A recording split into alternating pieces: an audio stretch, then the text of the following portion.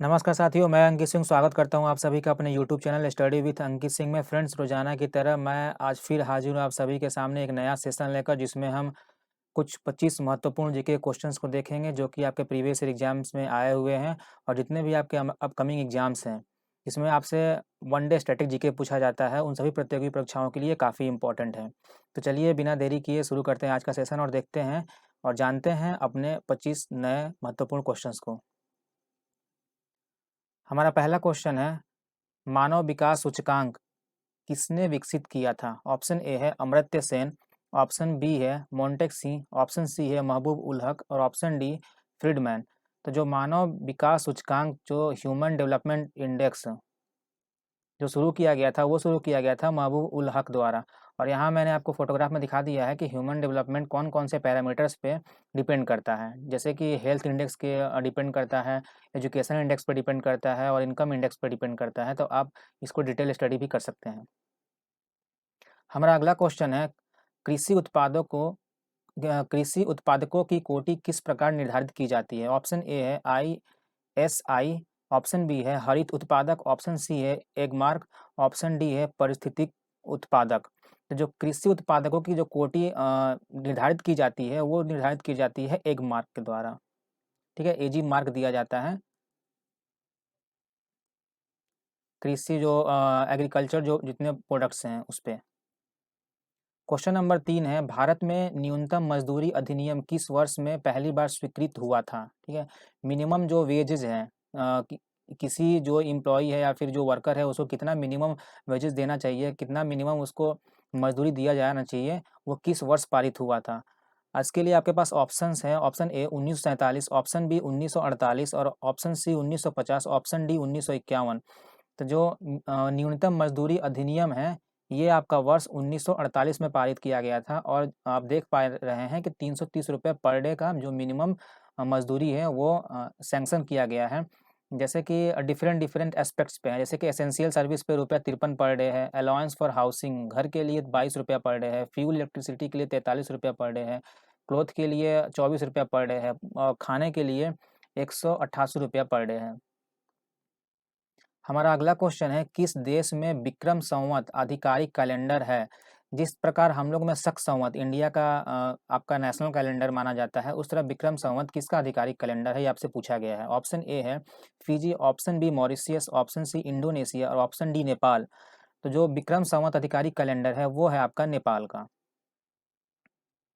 हमारा अगला क्वेश्चन है, गांधी जी द्वारा सन 1933 तक संपादित समाचार पत्र का क्या नाम है? Option A Sarvodaya, option B Arya, option C Times of India और ऑप्शन डी यंग इंडिया। जो यंग इंडिया न्यूज़पेपर था वो 1933 तक संपादित किया गया गांधी जी के द्वारा। हमारा अगला क्वेश्चन है, क्वेश्चन नंबर 6, भारत सेवक समाज की स्थापना किसने की थी? ऑप्शन ए है बाल गंगाधर तिलक, ऑप्शन बी है गोपाल कृष्ण गोखले, ऑप्शन सी है सुरेंद्र नाथ बैनर्जी, ऑप्शन डी है दादा भाई नौरोजी। जो भारत सेवक समाज था उसकी स्थापना गोपाल कृष्ण गोखले जी द्वारा की गई थी। क्वेश्चन नंबर 7 है, पेट्रोल की स्फोटक रोधी गुणवत्ता बढ़ाने के लिए निम्नलिखित में से किसे इस्तेमाल किया जाता है? इसके लिए आपके पास ऑप्शंस हैं। ऑप्शन ए टेट्रा एथिल सीसा, बी ट्राई मेथिल सीसा, ऑप्शन सी ट्राई एथिल सीसा और ऑप्शन डी टेट्रा मेथिल सीसा। जो पेट्रोल की स्फोटक रोधी गुणवत्ता बढ़ाया जाता है वो बढ़ाया जाता है टेट्रा एथिल सीसा ऐड करके। क्वेश्चन नंबर 8 है, पांचवी पीढ़ी के कंप्यूटरों में क्या उपलब्ध नहीं है? ऑप्शन ए बोली की पहचान, ऑप्शन बी कृत्रिम बौद्धिकता, ऑप्शन सी अत्यधिक एकीकरण और ऑप्शन डी निर्वात ट्यूब। तो जो पांचवी पीढ़ी के कंप्यूटर्स है उसमें आपका निर्वात ट्यूब, जिसमें वैक्यूम ट्यूब जो बोला जाता है, वो उपलब्ध नहीं है। और कौन सा कंप्यूटर किस ईयर में आया था और क्या क्या उसमें चेंजेस आए थे, यहाँ मैंने आपको दे दिया है फोटोग्राफ, आप उसको डिटेल स्टडी कर लीजिएगा। क्वेश्चन नंबर 9 है, जूट उत्पादन में सबसे प्रचुर प्रदेश कौन सा है? ऑप्शन ए है Paschim Bangal, option B Orissa, option C Kerala, option D Tamil Nadu. जो जूट उत्पादन होता है वो सबसे ज़्यादा पश्चिम बंगाल में होता है। क्वेश्चन नंबर 10 है, किस राजनीतिक दल को पंजीकृत दल की स्थिति पाने के लिए कम से कम कितने प्रतिशत मत पाने चाहिए? ऑप्शन ए है 1%, ऑप्शन बी है 2%, ऑप्शन सी है 3% और ऑप्शन डी है 4%। तो किसी भी राजनीतिक दल को पंजीकृत होने के लिए, पंजीकृत दल का स्थिति पाने के लिए कम से कम 4% वोटिंग होना चाहिए। क्वेश्चन नंबर 11 है, भारत के नियंत्रक एवं महालेखा परीक्षक यानी कि कैग कंपोट्रेटर ऑडिटर जनरल जो होता है इंडिया का, उसका कार्यकाल कितने वर्षों का होता है? ऑप्शन ए है 3 वर्ष, ऑप्शन बी है 4 वर्ष, ऑप्शन बी है सी है 5 वर्ष और ऑप्शन डी है 6 वर्ष। तो जो कैग का कार्यकाल होता है वो होता है 6 वर्ष। और अभी करंट में आपके कौन है? गिरीश चंद्र मुर्मू।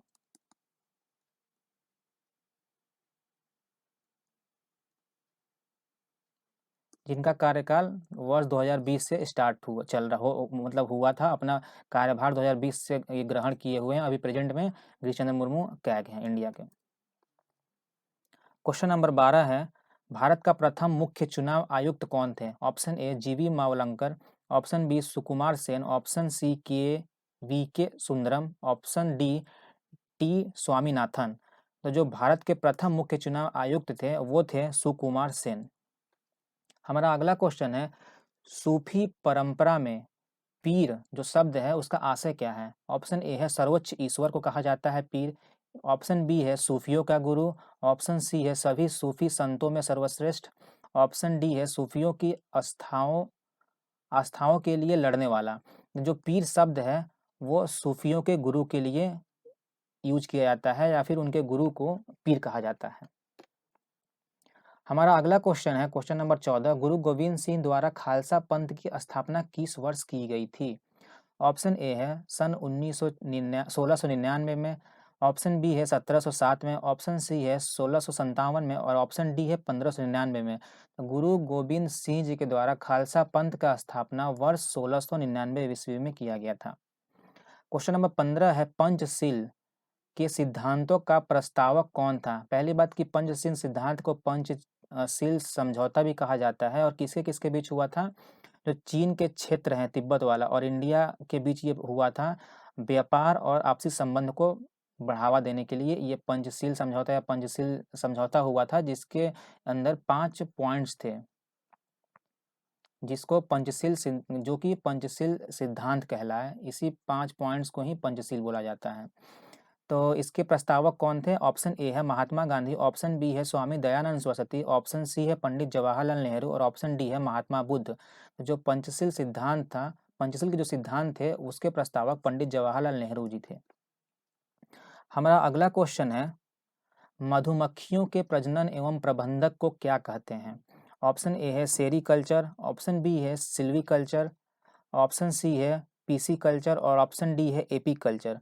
तो मधुमक्खी के जो पालन और जैसे कि प्रजनन और प्रबंधन जो संबंधित होता है उसको उस कार्य को कहते हैं एपी कल्चर। क्वेश्चन नंबर 17 है, रक्त के स्कंदन हेतु कौन सा विटामिन आवश्यक है? यानी कि जो ब्लड क्लॉटिंग होता है, जैसे कि आप कभी हाथ में कट जाता है, यहाँ मैंने फोटोग्राफ के माध्यम से दिखा दिया है। जब ब्लड मतलब कहीं कट हो जाता है, कट मार्क्स बॉडी पे और आरबीसी जो रेड ब्लड सेल होता है बाहर आने लगते हैं, तो किस किस तरह कौन कौन सा 3 स्टेज होता है जिसके थ्रू ब्लड क्लॉटिंग होता है, तो वो किस विटामिन जो कौन सी विटामिन आवश्यक है ब्लड क्लॉटिंग को हेल्प करने में? तो विटामिन के आपके लिए हेल्पफुल है। क्वेश्चन नंबर 18 है, उड़ान अभिलेखी का तकनीकी नाम क्या है? ऑप्शन ए है गहरा बॉक्स, ऑप्शन बी है अंधा बॉक्स, ऑप्शन सी है काला बॉक्स और ऑप्शन डी है ऊंचाई मापी यंत्र। तो जो उड़ान अभिलेखी का तकनीकी नाम है वो है काला बॉक्स। जो ब्लैक बॉक्स होता है ये एक्चुअल में तो ये होता है, आपके सामने है स्क्रीन पे आप देख सकते हैं कौन से कलर का है, लेकिन इसको ब्लैक बॉक्स नाम दिया जाता है। ये फ्लाइट रिकॉर्डर होता है और इसमें अगर कोई भी फ्लाइट दुर्घटना होती है उसमें ये ब्लैक बॉक्स ही मतलब ऐसा रैंडम एक ऐसा मतलब तकनीकी चीज़ जो है जो कि पूरी डिटेल बताती है कि किस कारण और क्या-क्या उन आखिरी पलों में हुआ जबकि फ्लाइट दुर्घटना हुई थी। क्वेश्चन नंबर 19 है, प्राकृतिक रबड़ किसका बहुलक है? ऑप्शन ए है आइसोप्रीन, ऑप्शन बी है स्टाइरिन, ऑप्शन सी है एथिलीन, ऑप्शन डी है ब्यूटाडाइन। तो जो प्राकृतिक रबड़ का बहुलक है वो है आपका आइसोप्रीन। हमारा क्वेश्चन नंबर 20 है, IUCN यानी कि international union for conservation of nature, ठीक है, international union for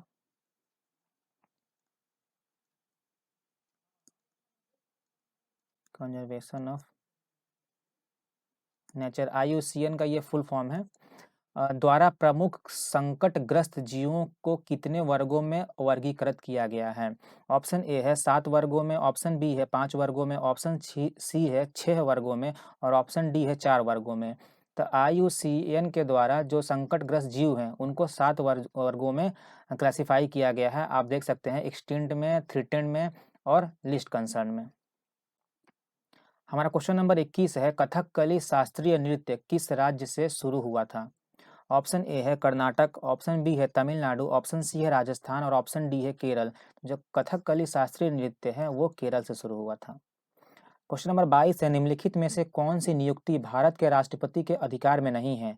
option A Bharat का मुख्य न्यायाधीश, ऑप्शन बी अध्यक्ष वित्त आयोग, ऑप्शन सी थल सेनाध्यक्ष, ऑप्शन डी लोकसभा का अध्यक्ष। तो जो भारत की ऐसा एकमात्र पद है जो लोकसभा का अध्यक्ष है, जो कि राष्ट्रपति के द्वारा नियुक्ति नहीं किया जाता है, ये किया जाता है लोकसभा मेंबर्स के द्वारा। लेकिन जो निर्वाचन की तिथि होती है वो राष्ट्रपति के द्वारा ही तय की जाती है और उसी निर्वाचन तिथि पर, जो तय की गई निर्वाचन तिथि है, उसी निर्वाचन तिथि पर जो लोकसभा के अध्यक्ष हैं वो अपने जो भी अध्यक्ष के पद पे खड़ा होता है उसको ये अपना वोटिंग करते हैं।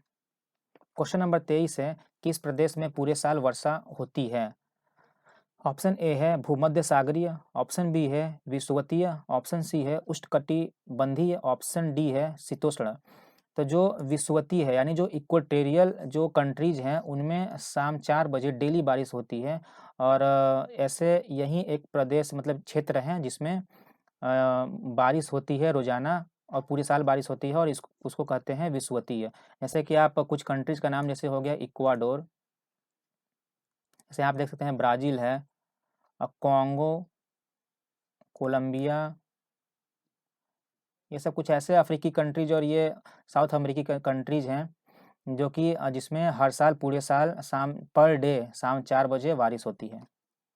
क्वेश्चन नंबर 24 है, बॉल पेन किस सिद्धांत पर काम करता है? ऑप्शन ए श्यानता, ऑप्शन बी बॉयल्स का नियम, ऑप्शन सी गुरुत्वीय बल, ऑप्शन डी पृष्ठीय तनाव। तो जो बॉल पेन का सिद्धांत है वो पृष्ठीय तनाव यानी सरफेस टेंशन पे काम करता है। आप देख सकते हैं जो ड्रॉपलेट्स बने हुए हैं यहाँ पत्ती पे, वो भी सरफेस टेंशन का एक उदाहरण है। क्वेश्चन नंबर 25 और हमारा आखिरी क्वेश्चन आज के सेशन का, शरीर के साथ संपर्क में स्पिरिट ठंडी अनुभूति देती है, क्यों हुआ? वो ऐसा क्यों होता है कि जब स्पिरिट हम अपनी बॉडी पे अप्लाई करते हैं तो वो ठंडा लगता है हमको? ऑप्शन ए है एक द्रव्य है, ऑप्शन बी अत्यंत वाष्पशील है, ऑप्शन सी एक सुचालक है और ऑप्शन डी पारदर्शी है।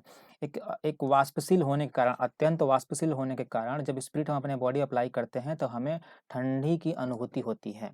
तो फ्रेंड्स आज के सेशन का ये था हमारा 25 महत्वपूर्ण क्वेश्चन।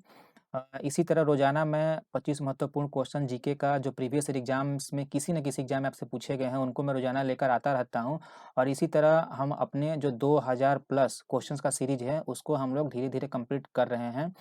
तो फ्रेंड्स हमारे साथ हमेशा बने रहिए और अगले जितने भी मैं अपने नेक्स्ट लेक्चर से या वीडियो सेशन लेकर आऊँ उन सभी को आप देखें और अच्छे से उनको उनके बारे में जानकारी प्राप्त करें। फ्रेंड्स आज का वीडियो अगर आपको पसंद आया हो तो इसको लाइक करें, शेयर करें और अगले अपडेट्स के लिए हम चैनल को सब्सक्राइब करें और बेल आइकन को प्रेस करें। Thank you.